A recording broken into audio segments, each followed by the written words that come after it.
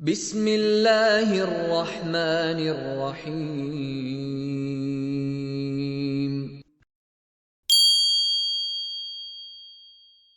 شروع اللہ کے نام سے جو رحمان و رحیم ہے۔ لوگو، زمین میں جو حلال اور پاک چیزیں ہیں انہیں کھاؤ اور شیطان کے بتائے ہوئے راستوں پر نہ چلو، وہ تمہارا کھلا دشمن ہے۔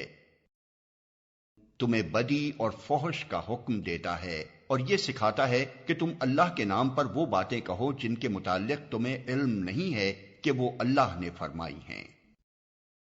ان سے جب کہا جاتا ہے کہ اللہ نے جو احکام نازل کیے ہیں ان کی پیروی کرو تو جواب دیتے ہیں کہ ہم تو اسی طریقے کی پیروی کریں گے جس پر ہم نے اپنے باپ دادا کو پایا ہے۔ اچھا، اگر ان کے باپ دادا نے عقل سے کچھ بھی کام نہ لیا ہو اور راہ راست نہ پائی ہو تو کیا پھر بھی یہ انہی کی پیروی کیے چلے جائیں گے؟ یہ لوگ جنہوں نے خدا کے بتائے ہوئے طریقے پر چلنے سے انکار کر دیا ہے، ان کی حالت بالکل ایسی ہے جیسے چرواہا جانوروں کو پکارتا ہے اور وہ ہانک پکار کی صدا کے سوا کچھ نہیں سنتے۔ یہ بہرے ہیں، گونگے ہیں، اندھے ہیں، اس لیے کوئی بات ان کی سمجھ میں نہیں آتی۔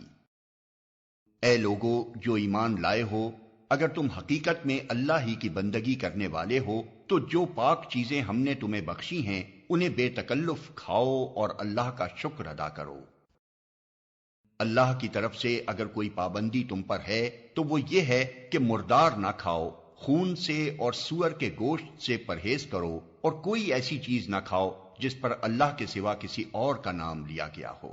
ہاں، جو شخص مجبوری کی حالت میں ہو اور وہ ان میں سے کوئی چیز کھا لے بغیر اس کے کہ وہ قانون شکنی کا ارادہ رکھتا ہو یا ضرورت کی حد سے تجاوز کرے تو اس پر کچھ گناہ نہیں۔ اللہ بخشنے والا اور رحم کرنے والا ہے۔ حق یہ ہے کہ جو لوگ ان احکام کو چھپاتے ہیں جو اللہ نے اپنی کتاب میں نازل کیے ہیں اور تھوڑے سے دنیاوی فائدوں پر انہیں بھیٹ چڑھاتے ہیں، وہ دراصل اپنے پیٹ آگ سے بھر رہے ہیں۔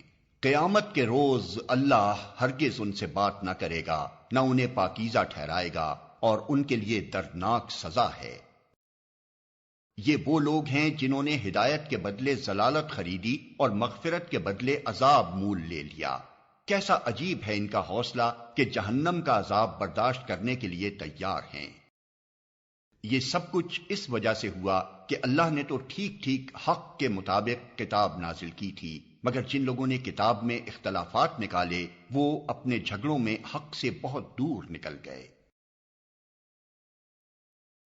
نیکی یہ نہیں ہے کہ تم نے اپنے چہرے مشرق کی طرف کر لیے یا مغرب کی طرف، بلکہ نیکی یہ ہے کہ آدمی اللہ کو اور یوم آخر اور ملائکہ کو اور اللہ کی نازل کی ہوئی کتاب اور اس کے پیغمبروں کو دل سے مانے، اور اللہ کی محبت میں اپنا دل پسند مال رشتہ داروں اور یتیموں پر، مسکینوں اور مسافروں پر، مدد کے لیے ہاتھ پھیلانے والوں پر اور غلاموں کی رہائی پر خرچ کرے، نماز قائم کرے اور زکوٰۃ دے۔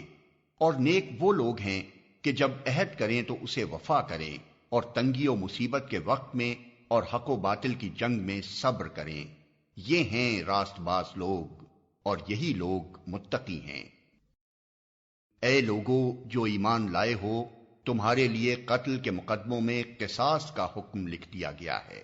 آزاد آدمی نے قتل کیا ہو تو اس آزاد ہی سے بدلہ لیا جائے، غلام قاتل ہو تو وہ غلام ہی قتل کیا جائے، اور عورت اس جرم کی مرتکب ہو تو اس عورت ہی سے قصاص لیا جائے۔ ہاں، اگر کسی قاتل کے ساتھ اس کا بھائی کچھ نرمی کرنے کے لیے تیار ہو تو معروف طریقے کے مطابق خون بہا کا تصفیہ ہونا چاہیے، اور قاتل کو لازم ہے کہ راستی کے ساتھ خون بہا ادا کرے۔ یہ تمہارے رب کی طرف سے تخفیف اور رحمت ہے، اس پر بھی جو زیادتی کرے اس کے لیے دردناک سزا ہے۔ عقل و خرد رکھنے والو، تمہارے لیے قصاص میں زندگی ہے، امید ہے کہ تم اس قانون کی خلاف ورزی سے پرہیز کرو گے۔ تم پر فرض کیا گیا ہے کہ جب تم میں سے کسی کی موت کا وقت آئے اور وہ اپنے پیچھے مال چھوڑ رہا ہو تو والدین اور رشتہ داروں کے لیے معروف طریقے سے وصیت کرے، یہ حق ہے متقی لوگوں پر۔ پھر جنہوں نے وصیت سنی اور بعد میں اسے بدل ڈالا تو اس کا گناہ ان بدلنے والوں پر ہوگا۔ اللہ سب کچھ سنتا اور جانتا ہے۔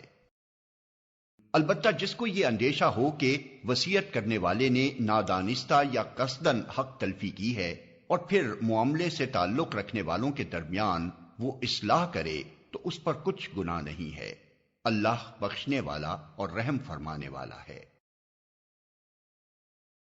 اے لوگو جو ایمان لائے ہو، تم پر روزے فرض کر دیے گئے جس طرح تم سے پہلے انبیاء کے پیرووں پر فرض کیے گئے تھے۔ اس سے توقع ہے کہ تم میں تقوی کی صفت پیدا ہوگی۔ چند مقرر دنوں کے روزے ہیں۔ اگر تم میں سے کوئی بیمار ہو یا سفر پر ہو تو دوسرے دنوں میں اتنی ہی تعداد پوری کر لے، اور جو لوگ روزہ رکھنے کی قدرت رکھتے ہوں پھر نہ رکھیں تو وہ فدیہ دیں۔ ایک روزے کا فدیہ ایک مسکین کو کھانا کھلانا ہے، اور جو اپنی خوشی سے کچھ زیادہ بھلائی کرے تو یہ اسی کے لیے بہتر ہے۔ لیکن اگر تم سمجھو تو تمہارے حق میں اچھا یہی ہے کہ روزہ رکھو۔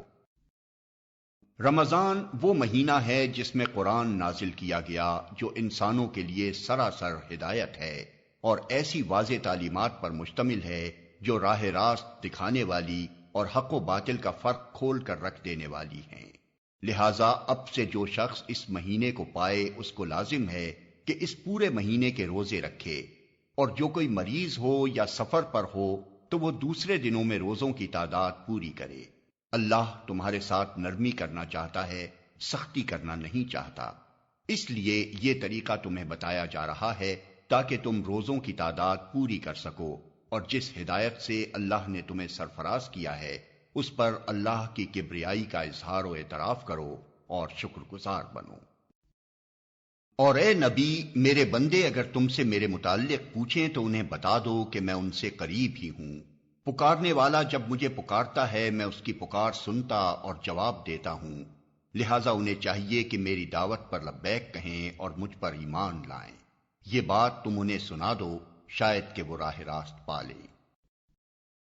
تمہارے لیے روزوں کے زمانے میں راتوں کو اپنی بیویوں کے پاس جانا حلال کر دیا گیا ہے۔ وہ تمہارے لیے لباس ہیں اور تم ان کے لیے۔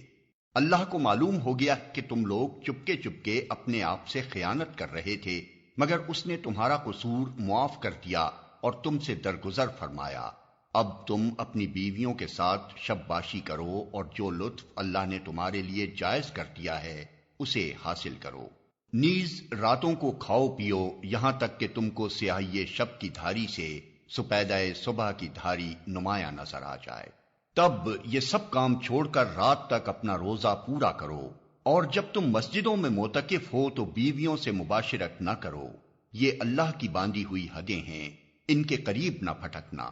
اس طرح اللہ اپنے احکام لوگوں کے لیے بصراحت بیان کرتا ہے، توقع ہے کہ وہ غلط رویے سے بچیں گے۔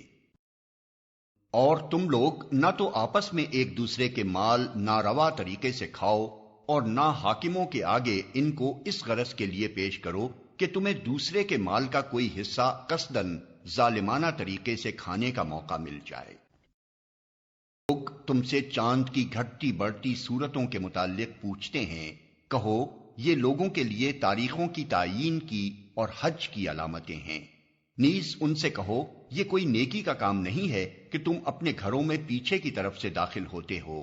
نیکی تو اصل میں یہ ہے کہ آدمی اللہ کی ناراضی سے بچے، لہذا تم اپنے گھروں میں دروازے ہی سے آیا کرو، البتہ اللہ سے ڈرتے رہو، شاید کہ تمہیں فلاح نصیب ہو جائے۔ اور تم اللہ کی راہ میں ان لوگوں سے لڑو جو تم سے لڑتے ہیں، مگر زیادتی نہ کرو کہ اللہ زیادتی کرنے والوں کو پسند نہیں کرتا۔ ان سے لڑو جہاں بھی تمہارا ان سے مقابلہ پیش آئے، اور انہیں نکالو جہاں سے انہوں نے تم کو نکالا ہے، اس لیے کہ قتل اگرچہ برا ہے مگر فتنہ اس سے بھی زیادہ برا ہے۔ اور مسجد حرام کے قریب جب تک وہ تم سے نہ لڑیں تم بھی نہ لڑو، مگر جب وہ وہاں لڑنے سے نہ چوکیں تو تم بھی بے تکلف انہیں مارو، کہ ایسے کافروں کی یہی سزا ہے۔ پھر اگر وہ باز آ جائیں تو جان لو کہ اللہ معاف کرنے والا اور رحم فرمانے والا ہے۔ تم ان سے لڑتے رہو یہاں تک کہ فتنہ باقی نہ رہے اور دین اللہ کے لیے ہو جائے۔ پھر اگر وہ باز آ جائیں تو سمجھ لو کہ ظالموں کے سوا اور کسی پر دست درازی روا نہیں۔ ماہ حرام کا بدلہ ماہ حرام ہی ہے، اور تمام حرمتوں کا لحاظ برابری کے ساتھ ہوگا۔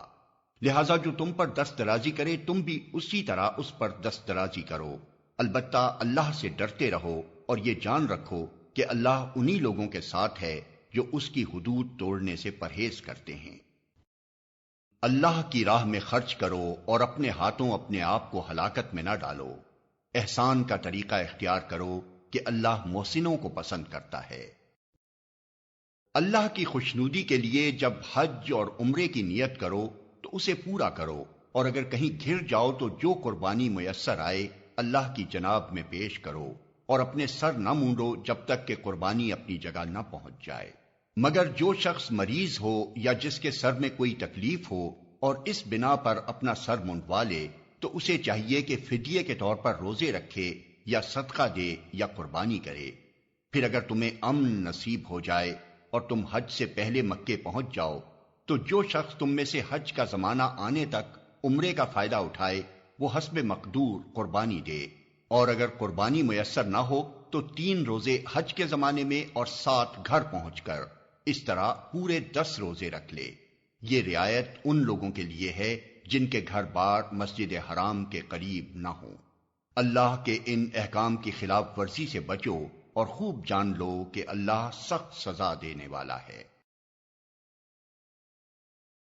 حج کے مہینے سب کو معلوم ہیں۔ جو شخص ان مقرر مہینوں میں حج کی نیت کرے اسے خبردار رہنا چاہیے کہ حج کے دوران میں اس سے کوئی شہوانی فعل، کوئی بدعملی، کوئی لڑائی جھگڑے کی بات سرزد نہ ہو، اور جو نیک کام تم کرو گے وہ اللہ کے علم میں ہوگا۔ سفر حج کے ساتھ زاد راہ لے جاؤ، اور سب سے بہتر زاد راہ پرہیزگاری ہے، بس اے ہوش مندو میری نافرمانی سے پرہیز کرو۔ اور اگر حج کے ساتھ ساتھ تم اپنے رب کا فضل بھی تلاش کرتے جاؤ تو اس میں کوئی مذائقہ نہیں۔ پھر جب عرفات سے چلو تو مشعر حرام یعنی مزدلفہ کے پاس ٹھہر کر اللہ کو یاد کرو، اور اس طرح یاد کرو جس کی ہدایت اس نے تمہیں دی ہے، ورنہ اس سے پہلے تو تم لوگ بھٹکے ہوئے تھے۔ پھر جہاں سے اور سب لوگ پلٹتے ہیں وہیں سے تم بھی پلٹو اور اللہ سے معافی چاہو، یقیناً وہ معاف کرنے والا اور رحم فرمانے والا ہے۔ پھر جب اپنے حج کے ارکان ادا کر چکو تو جس طرح پہلے اپنے آباء و اجداد کا ذکر کرتے تھے اسی طرح اب اللہ کا ذکر کرو، بلکہ اس سے بھی بڑھ کر، مگر اللہ کو یاد کرنے والے لوگوں میں بھی بہت فرق ہے۔ ان میں سے کوئی تو ایسا ہے جو کہتا ہے کہ اے ہمارے رب ہمیں دنیا ہی میں سب کچھ دے دے، ایسے شخص کے لیے آخرت میں کوئی حصہ نہیں۔ اور کوئی کہتا ہے کہ اے ہمارے رب ہمیں دنیا میں بھی بھلائی دے اور آخرت میں بھی بھلائی، اور آگ کے عذاب سے ہمیں بچا۔ ایسے لوگ اپنی کمائی کے مطابق دونوں جگہ حصہ پائیں گے، اور اللہ کو حساب چکاتے کچھ دیر نہیں لگتی۔ یہ گنتی کے چند روز ہیں جو تمہیں اللہ کی یاد میں بسر کرنے چاہیے۔ پھر جو کوئی جلدی کر کے 2 ہی دن میں واپس ہو گیا تو کوئی حرج نہیں، اور جو کچھ دیر زیادہ ٹھہر کر پلٹا تو بھی کوئی حرج نہیں، بشرطے کہ یہ دن اس نے تقوی کے ساتھ بسر کیے ہوں۔ اللہ کی نافرمانی سے بچو اور خوب جان رکھو کہ ایک روز اس کے حضور میں تمہاری پیشی ہونے والی ہے۔ انسانوں میں کوئی تو ایسا ہے جس کی باتیں دنیا کی زندگی میں تمہیں بہت بھلی معلوم ہوتی ہیں، اور اپنی نیک نیتی پر وہ بار بار خدا کو گواہ ٹھہراتا ہے، مگر حقیقت میں وہ بدترین دشمن حق ہوتا ہے۔ جب اسے اقتدار حاصل ہو جاتا ہے تو زمین میں اس کی ساری دوڑ دھوپ اس لیے ہوتی ہے کہ فساد پھیلائے، کھیتوں کو غارت کرے اور نسل انسانی کو تباہ کرے، حالانکہ اللہ جسے وہ گواہ بنا رہا تھا فساد کو ہرگز پسند نہیں کرتا۔ اور جب اس سے کہا جاتا ہے کہ اللہ سے ڈر تو اپنے وقار کا خیال اس کو گناہ پر جما دیتا ہے۔ ایسے شخص کے لیے تو بس جہنم ہی کافی ہے، اور وہ بہت برا ٹھکانہ ہے۔ دوسری طرف انسانوں ہی میں کوئی ایسا بھی ہے جو رضائے الہی کی طلب میں اپنی جان کھپا دیتا ہے، اور ایسے بندوں پر اللہ بہت مہربان ہے۔ اے ایمان لانے والو، تم پورے کے پورے اسلام میں آ جاؤ اور شیطان کی پیروی نہ کرو کہ وہ تمہارا کھلا دشمن ہے۔ جو صاف صاف ہدایات تمہارے پاس آ چکی ہیں اگر ان کو پا لینے کے بعد پھر تم نے لغزش کھائی تو خوب جان رکھو کہ اللہ سب پر غالب اور حکیم و دانا ہے۔ ان ساری نصیحتوں اور ہدایتوں کے بعد بھی لوگ سیدھے نہ ہوں تو کیا اب وہ اس کے منتظر ہیں کہ اللہ بادلوں کا چتر لگائے، فرشتوں کے پرے ساتھ لیے خود سامنے آ موجود ہو اور فیصلہ ہی کر ڈالا جائے؟ آخر کار سارے معاملات پیش تو اللہ ہی کے حضور ہونے والے ہیں۔ بنی اسرائیل سے پوچھو کیسی کھلی کھلی نشانیاں ہم نے انہیں دکھائی ہیں، اور پھر یہ بھی انہی سے پوچھ لو کہ اللہ کی نعمت پانے کے بعد جو قوم اس کو شقاوت سے بدلتی ہے اسے اللہ کیسی سخت سزا دیتا ہے۔ جن لوگوں نے کفر کی راہ اختیار کی ہے ان کے لیے دنیا کی زندگی بڑی محبوب و دل پسند بنا دی گئی ہے۔ ایسے لوگ ایمان کی راہ اختیار کرنے والوں کا مذاق اڑاتے ہیں، مگر قیامت کے روز پرہیزگار لوگ ہی ان کے مقابلے میں عالی مقام ہوں گے۔ رہا دنیا کا رزق تو اللہ کو اختیار ہے، جسے چاہے بے حساب دے۔ ابتدا میں سب لوگ ایک ہی طریقے پر تھے، پھر یہ حالت باقی نہ رہی اور اختلافات رونما ہوئے۔ تب اللہ نے نبی بھیجے جو راست روی پر بشارت دینے والے اور کجروی کے نتائج سے ڈرانے والے تھے، اور ان کے ساتھ کتاب برحق نازل کی تاکہ حق کے بارے میں لوگوں کے درمیان جو اختلافات رونما ہو گئے تھے ان کا فیصلہ کرے۔ اور ان اختلافات کے رونما ہونے کی وجہ یہ نہ تھی کہ ابتدا میں لوگوں کو حق بتایا نہیں گیا تھا، نہیں، اختلاف ان لوگوں نے کیا جنہیں حق کا علم دیا جا چکا تھا۔ انہوں نے روشن ہدایات پا لینے کے بعد محض اس لیے حق کو چھوڑ کر مختلف طریقے نکالے کہ وہ آپس میں زیادتی کرنا چاہتے تھے۔ بس جو لوگ انبیاء پر ایمان لے آئے انہیں اللہ نے اپنے اذن سے اس حق کا راستہ دکھا دیا جس میں لوگوں نے اختلاف کیا تھا۔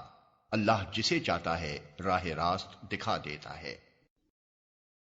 پھر کیا تم لوگوں نے یہ سمجھ رکھا ہے کہ یوں ہی جنت کا داخلہ تمہیں مل جائے گا، حالانکہ ابھی تم پر وہ سب کچھ نہیں گزرا ہے جو تم سے پہلے ایمان لانے والوں پر گزر چکا ہے۔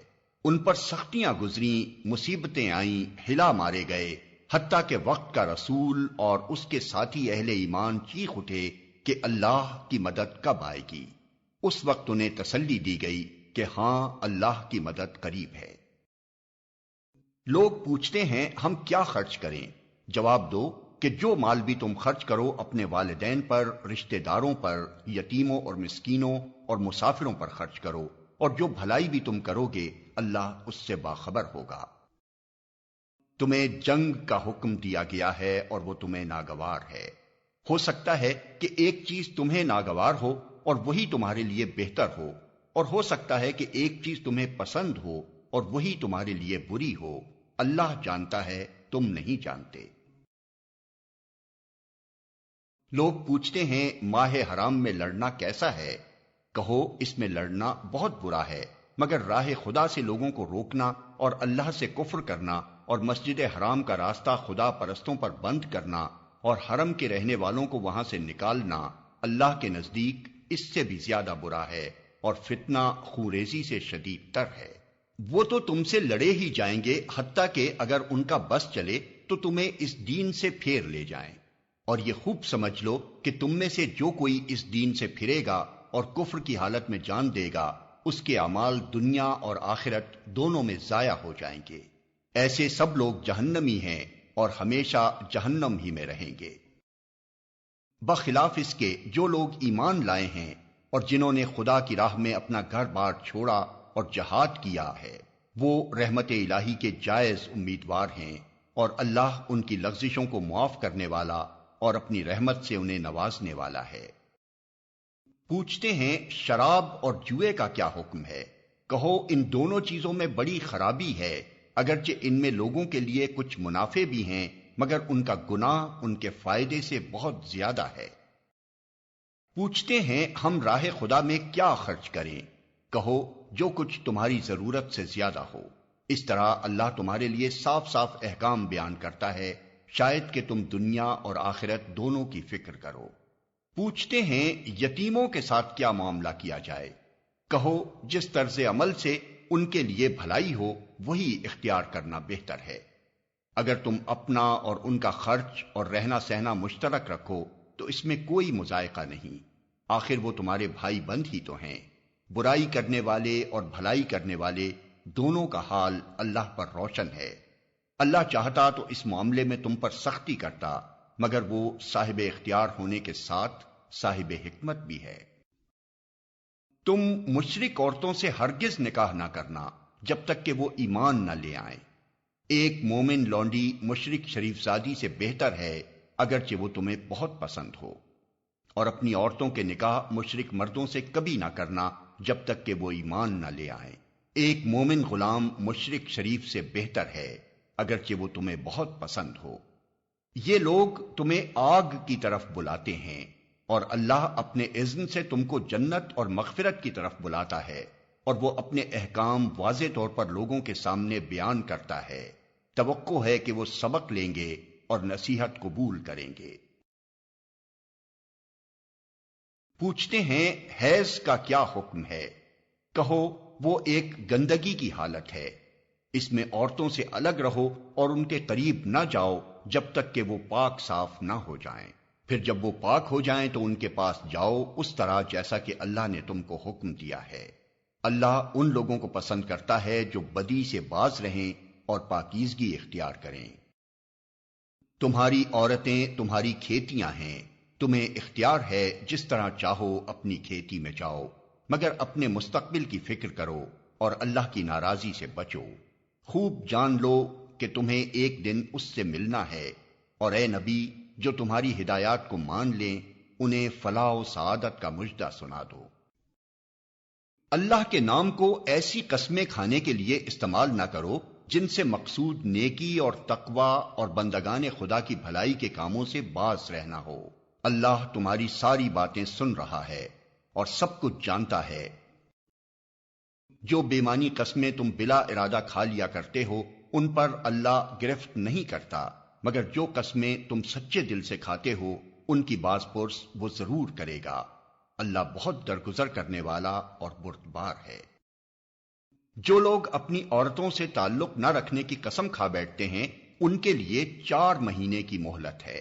اگر انہوں نے رجوع کر لیا تو اللہ معاف کرنے والا اور رحیم ہے، اور اگر انہوں نے طلاق ہی کی ٹھان لی ہو تو جانے رہیں کہ اللہ سب کچھ سنتا اور جانتا ہے۔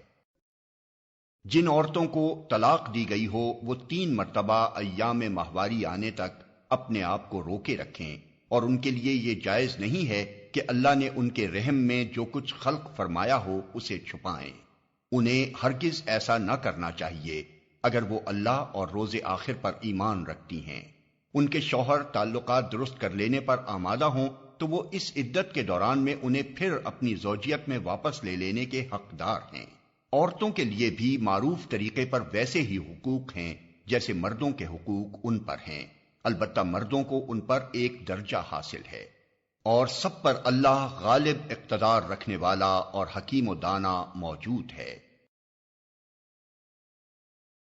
طلاق 2 بار ہے، پھر یا تو سیدھی طرح عورت کو روک لیا جائے یا بھلے طریقے سے اس کو رخصت کر دیا جائے، اور رخصت کرتے ہوئے ایسا کرنا تمہارے لیے جائز نہیں ہے کہ جو کچھ تم انہیں دے چکے ہو اس میں سے کچھ واپس لے لو۔ البتہ یہ صورت مستثنی ہے کہ زوجین کو اللہ کے حدود پر قائم نہ رہ سکنے کا اندیشہ ہو۔ ایسی صورت میں اگر تمہیں یہ خوف ہو کہ وہ دونوں حدود الہی پر قائم نہ رہیں گے تو ان دونوں کے درمیان یہ معاملہ ہو جانے میں مضائقہ نہیں کہ عورت اپنے شوہر کو کچھ معاوضہ دے کر علیحدگی حاصل کر لے۔ یہ اللہ کے مقرر کردہ حدود ہیں، ان سے تجاوز نہ کرو، اور جو لوگ حدود الہی سے تجاوز کریں وہی ظالم ہیں۔ پھر اگر 2 بار طلاق دینے کے بعد شوہر نے عورت کو تیسری بار طلاق دے دی تو وہ عورت پھر اس کے لیے حلال نہ ہوگی، الا یہ کہ اس کا نکاح کسی دوسرے شخص سے ہو اور وہ اسے طلاق دے دے۔ تب اگر پہلا شوہر اور یہ عورت دونوں یہ خیال کریں کہ حدود الہی پر قائم رہیں گے تو ان کے لیے ایک دوسرے کی طرف رجوع کر لینے میں کوئی مضائقہ نہیں۔ یہ اللہ کی مقرر کردہ حدیں ہیں جنہیں وہ ان لوگوں کی ہدایت کے لیے واضح کر رہا ہے جو اس کی حدوں کو توڑنے کا انجام جانتے ہیں۔ اور جب تم عورتوں کو طلاق دے دو اور ان کی عدت پوری ہونے کو آ جائے تو یا بھلے طریقے سے انہیں روک لو یا بھلے طریقے سے رخصت کر دو، محض ستانے کی خاطر انہیں نہ روکے رکھنا کہ یہ زیادتی ہوگی، اور جو ایسا کرے گا وہ در حقیقت آپ اپنے ہی اوپر ظلم کرے گا۔ اللہ کی آیات کا کھیل نہ بناؤ، بھول نہ جاؤ کہ اللہ نے کس نعمت عظمیٰ سے تمہیں سرفراز کیا ہے۔ وہ تمہیں نصیحت کرتا ہے کہ جو کتاب اور حکمت اس نے تم پر نازل کی ہے اس کا احترام ملحوظ رکھو۔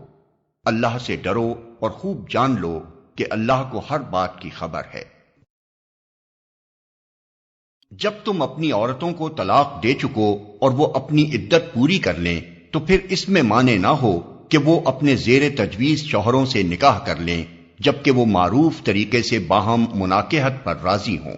تمہیں نصیحت کی جاتی ہے کہ ایسی حرکت ہرگز نہ کرنا اگر تم اللہ اور روز آخر پر ایمان لانے والے ہو۔ تمہارے لیے شائستہ اور پاکیزہ طریقہ یہی ہے کہ اس سے باز رہو، اللہ جانتا ہے تم نہیں جانتے۔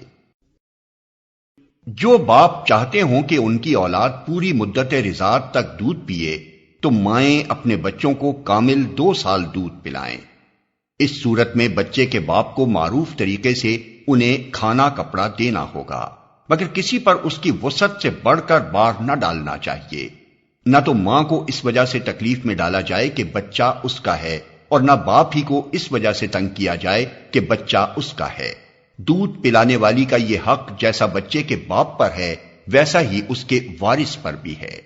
لیکن اگر فریقین باہمی رضامندی اور مشورے سے دودھ چھڑانا چاہیں تو ایسا کرنے میں کوئی مذائقہ نہیں، اور اگر تمہارا خیال اپنی اولاد کو کسی غیر عورت سے دودھ پلوانے کا ہو تو اس میں بھی کوئی حرج نہیں، بشرطے کہ اس کا جو کچھ معاوضہ طے کرو وہ معروف طریقے پر ادا کر دو۔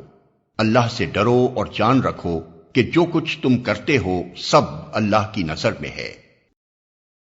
تم میں سے جو لوگ مر جائیں ان کے پیچھے اگر ان کی بیویاں زندہ ہوں تو وہ اپنے آپ کو 4 مہینے 10 دن روکے رکھیں، پھر جب ان کی عدت پوری ہو جائے تو انہیں اختیار ہے اپنی ذات کے معاملے میں معروف طریقے سے جو چاہیں کریں، تم پر اس کی کوئی ذمہ داری نہیں ہے، اللہ تم سب کے اعمال سے باخبر ہے۔ زمانہ عدت میں خاتم ان بیوہ عورتوں کے ساتھ منگنی کا ارادہ اشارے کنائے میں ظاہر کر دو، خواہ دل میں چھپائے رکھو، دونوں صورتوں میں کوئی مذائقہ نہیں۔ اللہ جانتا ہے کہ ان کا خیال تو تمہارے دل میں آئے گا ہی، مگر دیکھو خفیہ عہد و پیمان نہ کرنا، اگر کوئی بات کرنی ہے تو معروف طریقے سے کرو، اور عقد نکاح باندھنے کا فیصلہ اس وقت تک نہ کرو جب تک کہ عدت پوری نہ ہو جائے۔ خوب سمجھ لو کہ اللہ تمہارے دلوں کا حال تک جانتا ہے، لہذا اس سے ڈرو اور یہ بھی جان لو کہ اللہ بردبار ہے، چھوٹی چھوٹی باتوں سے درگزر فرماتا ہے۔